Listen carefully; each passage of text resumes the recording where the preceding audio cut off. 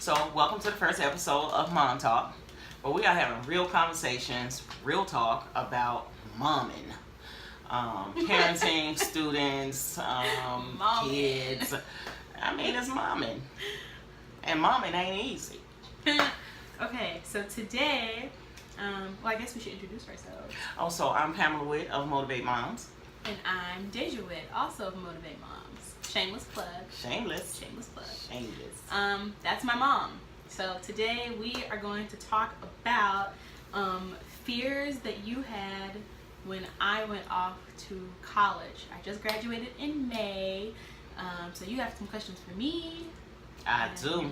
I have some questions for you. Yeah. So you start. So, okay. We finna find out the dirt, y'all. Oh, Jesus. So, did you feel like I prepared you to be on your own? Like, for real, for real? Yeah. Yeah. You did not, I wasn't one of those students who was like, well, I was and I wasn't, who was like, oh, college, I'm so scared to go away. Mm-hmm. And, I think you very much, from when me and Nia were little, kind of prepared us, just in some of the things that you would say, and like how you incentivized certain things when we were little, to want to be on our own, but not so much so that like, I don't ever want to be around you again. Because you love me, though. I do. So yeah. Yeah, I like that. And I think it's important, especially for parents, to hear that I've always talked about college. Yeah. And I don't think I made it so much of a, you got to hurry up and get out of here. But you should want to have your own life. Right. You know. Cool. Okay, Mike, don't be peeking at my I'm questions. not looking at your questions. Okay. What was your biggest non-academic fear about me going to school? Easily that you was going to come back here pregnant. Easily. Really? Biggest fear of any mom sending a kid away from home is that you think the first thing that they want to do is spread them for everybody, and you don't think your kid is like that, but of course it's a fear. You know, it's a fear that you think your kid is going to go and be like, I love him and I'm having this baby. Yeah. So but once we made it through 4 years, I was okay with Yeah. all 4. For those of you who don't know us, that's especially funny, because there's 2 babies in our family, so we don't do kids. I love them. Y'all are great. Don't even want pregnant relatives around my daughters, because I don't want to make pregnant kids, glamorized. That's funny. It's just who I've been. That's funny. Okay. Okay. So, exactly how many times did what I say was gonna happen? Why I knew actually happen? A lot. Told you. But I mean, and I'm sure you and Grandma and Pawpaw would have a lot of stories like this. I'm not gonna So why don't you remember that when it's in the moment and I don't listen to you and you get frustrated because you did the same thing. I will say that I did listen to you on 70% of things. That's doable, and that's honest. Yeah. And it was just a matter of me, trying to throw out so many scenarios that this could happen, you got to be prepared for this and be prepared for that. Yeah. And so that you wouldn't be shell shocked when some random kid is like, hey, want some pills? We smoking this, we doing that, so you wouldn't be so shell shocked, but you could respectfully decline, and be like, dude, don't roll like that, and keep it moving. Yeah. So. And I think that's really important, because at the university that I went to, I did encounter a lot of people, friends, just people that I lived in the dorm with or met in classes, who, grew up an hour away from the school, but were so sheltered that when they did get on their own into college, everything was just overwhelming for them. Sensory overload. Yeah. Yeah. So I think that's important. Yeah. Cool. How did you deal with me not choosing the major that you wanted me to pick? Oh, sweet baby Jesus. And I feel like this is a struggle for a lot of people in college or going into college. This was really hard because in my parent program and even in the book, I talk about guiding kids based on what their talents are, right? So this kid was reading Harry Potter, these thick novels, in like 2 days. And my brain just said, you're going to be a lawyer, because they read books like this. And as a parent, all you have to draw on really is what you know, right? So it just made sense to me that this kid who is extremely articulate and enjoys reading so much could feed, you know, it could eat law school up. And she got to school and was like, nah, that's just no, but that's not. She's talking about PR. I'm like, what the heck is that? I didn't even know what it was. So she sent me, as the years went on, she sent me like this list, because she just got tired of me talking about, so what you gonna do? What are you gonna do with that? What are you gonna do with that? You know? And she sent me like a list of all the things that PR is an umbrella for. And I thought, well, hell, yeah, you can do that and that and that. Oh, you can make a lot of money doing that. And then so I relaxed. But important note is that I let her figure it out. And I didn't really pressure. I did let you figure it out. You did. What did I do? You was there. You did, but I'm not going to say you didn't give me room to figure it out. But it was definitely like, you could do it, but yeah, okay. It was a lot of shade. Just a little bit of shade. It was definitely a lot of shade. Not pressure though. No, it wasn't pressure. It was just shade. Yeah. It was a lot of shade though. Okay. Well, look at everything worked out. Look at that. It was a lot of shade. But yeah, I have a lot of friends who are either in school in a major that they don't like because of pressure from their parents. And it's in varying degrees. It's either I really want you to, in your case, like, I really want you to do this. If you don't, I'll be unhappy, but whatever. All the way to, you go I'm to not this. paying for it. I'm not going to support you at all through school. Yeah. So I think it's very hard, depending on a student's situation. How are you going to deal accordingly? Are you going to stay at school and get a degree in something that you aren't passionate about, just because that's the only way you're going to get to school? Do you risk leaving? Yeah, and I didn't want that. Yeah. But what was important to me was that the choice that you made was financially viable, and was something that you can have entrepreneurship with. Yeah. Because I'm not with this, go to college to get a job to help somebody fulfill their dream. Mm-hmm. I'm with go to college, get a skill that you can either work for someone or you can, own your own business with, that you can go either way with.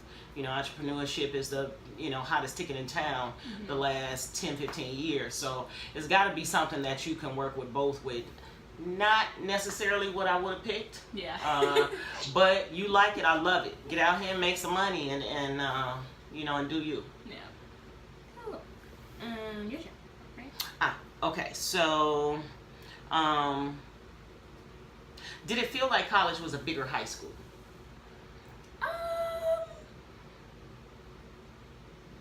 Yes. Yes and no. I didn't go to like a Big Ten university, but it also isn't small. It's like a medium-sized. It's a big school, but it has a small school feel, if that makes sense. Socially at first and ending, yes, it did feel very much like high school. Cliques are a thing. Sometimes it's hard to make friends. You very much group up with like-minded people. Like, socially, it's kind of the same deal. There's just more of it. Obviously, because there's more people, or not, depending on the university that you go to. Academically, the first 2 years, yeah. Unless you got AP credit or you did dual credit in high school, your first year and a half to 2 years is all general education courses. So if you took bio in high school, you're taking it again in college, and you have X and Y and Z requirements. So yeah, that literally was the same content. My little sister who's in high school, like, I would send her stuff and it'd be the exact same thing. So that was annoying. Because why am I paying, this buttload of money to come to a university and I can't even start my major classes while I'm here years. for 2 Absolutely. years. I think that's the dumbest thing ever. A necessary evil if you go to school in the U.S. though. Absolutely. Absolutely. So in that way, it was kind of like it. In regards of living, no. School doesn't stop when you go home, and that was something that took some getting used to, which was weird. My roommate for all 4 years was my best friend from high school. Hey, Chloe. So I feel like I never felt the pressure to put myself out there socially as much as some students feel, because I knew, and besides Chloe, I had other friends, who I knew at school, from grammar school, that I didn't even know were going there. So in some ways yes, in some ways no. So I think this question is particularly important for the parents who, especially the parents who have never gone to college themselves, who are quick to tell their kids or make the statement that college is not for everybody. So college is just an amped up high school. So if high school is for your kid, so is college. Right. And they go there to discover themselves. And sometimes, like with my daughter, they discover that they like things that you didn't even know, they would like. I thought law would be great. She likes PR. That's what she wants to do. So this is where they go to figure this out. Not that military is not a great option, and not that trade school is not a great option. I'm a product of a trade school and college. So quite naturally, I encourage both. And as an adult now, I have benefited financially from both. So so I think it's important to talk about, how high school and college feels the same and different, for parents who are kind of on the fence on whether their kids should even be going to college or not. And then just from a student's perspective, that question, in addition to, which you didn't ever do this, thank you, parents who tell their students that, if I mention like a social experience at college, like I went to this party and nobody talked to me, or like I can't make friends at any of my classes, and to undermine that is like hurtful. Like, don't do that. Especially like you said, for parents who've never been, when you go off to college, that's why I hate calling it school. It is college. It's more than that. You spend X amount of hours in your class, but then you have work, and then you have any organizations that you join, and then you have your student life in your residential hall or the apartment that you live in. You're being immersed into an entirely different world that you've never been in before, and in some cases that your family or your parent has never been in before. So if I call you like complaining about the girl on the floor, which I did a lot, because the girls on my floor were nasty, that'll be a separate video. You never undermined that conversation. You listen to me and you'd be like, oh girl, what, whatever, and listen to the tea, instead of just being like, I don't care about that house school. And I feel like that's just as important. Absolutely, because it is a life. I didn't just send you there for school. Right. I sent you there to become an adult as well. Right. You could have a student, who's hours away from home, who academically is doing great. Yeah. But socially, not so much. Absolutely. And I feel like that's a big reason why you have kids that you're doing great, but then you drop out if you don't have the social support. It's not gonna work. Agreed. I still think it's hilarious the way you do your laundry. So the things that you have changed into, some things are just like, wow, that's how you do that, huh? But I didn't do it like that. Yeah. But we're different, so. Is it my turn? No, it's my turn. Oh, I'm glad I said that, because I didn't even know this was my next question. I forgot. Right. How would you have felt, and I have a lot of friends right now who are currently going through this, how would you have felt if I got to college and then for whatever reason decided it wasn't for me? Wouldn't have been a big deal to me, because there's so many other options. Really? Well, here's the thing. When I went to college, I ran out of money and had to come home. So I flipped my script.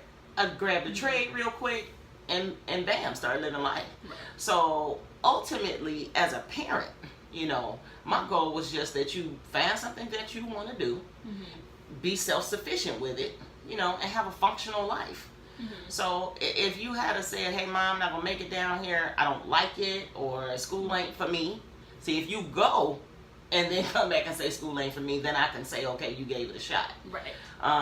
But no, had you come home and said, look, I just, I want to be a welder. Okay, get your butt in welding school and let's get busy. Maybe a little disappointment because I've been talking to y'all about college since birth, but it's your life at the end of the day, not mine. And so as long as the decisions that you make as far as what your career is going to be are not connected to my purse, then we're good. We're good. So, okay, that was a great question. Thanks. Yeah, I really had to think about how I would feel, about that, which leans into a Nia video that we'll be doing because she wants to change her major. But that's another video, y'all. Okay, so, is this my last question? Nope, it's not. Okay. How did college change how you see me and the things that I do? How I am? Do you see it differently now as a young adult as opposed to the kid and mom with all her rules and that type of thing? Good question. And that's something that me and the girls talk about all the time, is that when you get, I feel like this is just as you get older thing, but especially as you go off to school, you start seeing your parents as people and not mom. So yeah, for a lot of stuff I did see, like, in the moment, I thought this was really annoying. I wish you would leave me alone. But certain experiences that I had throughout school, and not even, they wouldn't even be situations that I had to call or like consult or ask her advice or just wanted to tell you. It'd just be how a situation would happen and how I react in the moment would be very you-like. And I'd be like, wow, now I understand why she did X, Y, and Z, or like why she says X, Y, and Z all the time. So yeah, it definitely made me garner a little more appreciation for some of the really weird, crazy stuff that you do. It made me not understand others, like very little trivial things, like why do you keep the water bottles on the floor? I don't keep my water bottle. Just little like house, like very little stuff. Like why did she do that? She doesn't have to do that. Yeah, I get that because, like I said, the way you separate your laundry is just weird. To me, so just weird, weird stuff. I get it. So yeah, and I feel like too, that's all in. I feel like we had a good, and part of the reason why is because I didn't have a car the first 2 years, but we had a very good. Considering that I was only a few hours away, a good communication balance while I was away. I think so. Like, for the most part, I wasn't talking to you every day. Right. We were on like a good check-in schedule. Yeah. Another great important note to me. I feel like as you watch your kid grow, I trust myself and I trust God. So the seeds that I had planted, whereas it may seem like they are not there, I trust that they are. And some I just got to watch them grow. So when I sent her off, I didn't feel like we got to talk every day. You're going to call me when you need me. And you're going to call me when you want to talk to me. Now, I would generally like to talk several times a week, but I let her set the pace. And so long as I know where you are, what's going on, even days that we didn't talk, you shoot me a text, and I'm cool with that. Or I'll see something she posted on social media. I know she's alive, everything is well. So we didn't have to talk every day. I wanted her to go and grow up and be away from me and discover what kind of woman she was going to become without my presence. So and I have a lot of friends who either whose families will come visit them all the time or blow their phones up while they're trying to forge that space to be on their own, which sucks. And vice versa. I have friends who ran home every weekend. Yeah. Every weekend because they just had to be home. So I feel like it's important. It's not always the case that you want to be down my back. Maybe, I want to be here. So I feel like it's important too for students, like, trust yourself, give yourself some time to kind of forge your own, path. And I think it's important too because every family is not like ours and as candid as we are with each other, but understand who your kid is, and talk about what the conversation is going to be when they leave and how often it's going to be, because it's not just about making you feel good because they're calling you mom every other day, or every day. But like she says, you got to give them some space too. So talk about what that space looks like.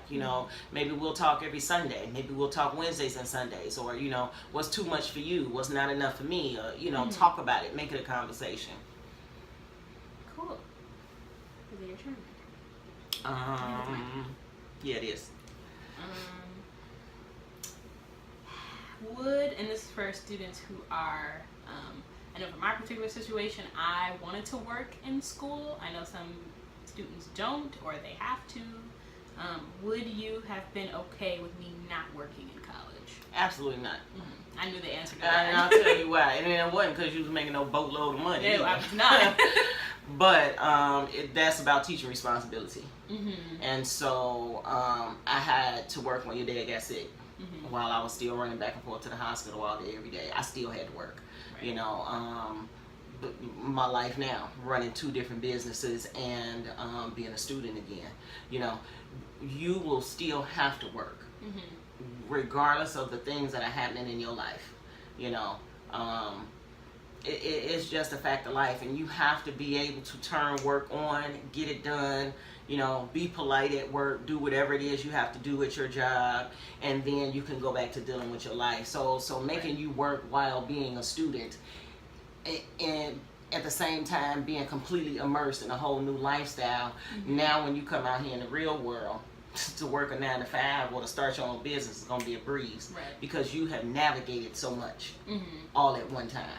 So working is important, not just for money, but for setting up a rubric of navigating real life. Mm-hmm. I knew the answer to that. I have a friend who's in that situation right now, not the actual boyfriend, but I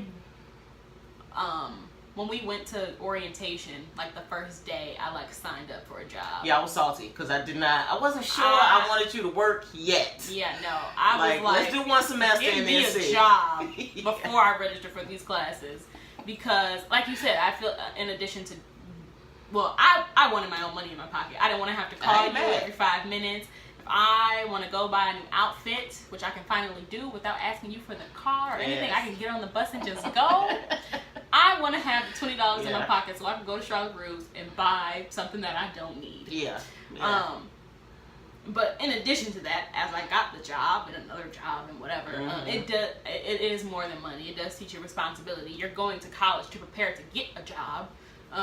So I feel like having a part-time job in school was a good practice to set up how you want your work-life balance to be. And I discovered that I very much need a separation. I want a thick line between work, school, and personal life. And I wouldn't have known that unless I had the part-time jobs that I did have while in school. So I also think it's important when I think about entrepreneurship. When we set up these companies, especially as African Americans, the hope is that you can grow your business and your brand so much so that we employ within our community, that we employ other people as well. And how do you know how to treat an employee, what to do with an employee if you've never been one?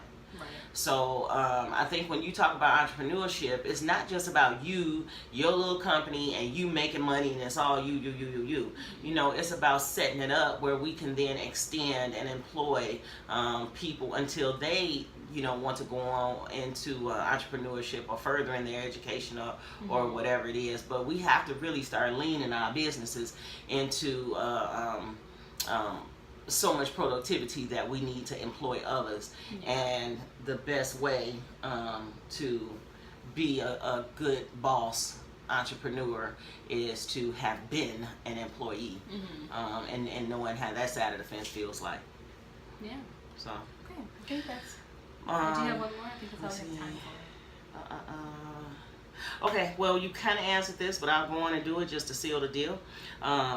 Now that you have had a full-blown college experience, you are a young adult with a job and your own real apartment, not a campus apartment. It's not furnished yet, but I got a job. Then how different do you think we are? What do you mean? You as a woman and me as a woman. How different are we? not very. I feel like, yeah, not very. I feel like the relationship is transitioning between like, I don't know, like I'm an adultier young adult now than I was. I like that word, adultier. Did you say adultier? Not full blown. Yeah. We've always had a very open relationship though, so I don't feel like it's changed in that regard. I feel like it's matured. I don't feel like it's changed. I think that is a very appropriate word. Yeah. I think that we have mutual respect for one another now. Yes. As women, not just mother and daughter. Yeah. And that is the hope when you have a kid. You know. Yeah, that's the hope. You don't want to hate your kid. Yeah. And, oh, she makes me sick. And she don't do this right and that right. I think that did pretty damn good, kid. Cool. So that is mom talk for this week, and it was so fun talking to my big baby. Yes. Tune in next Sunday for episode 2. Bye. Bye.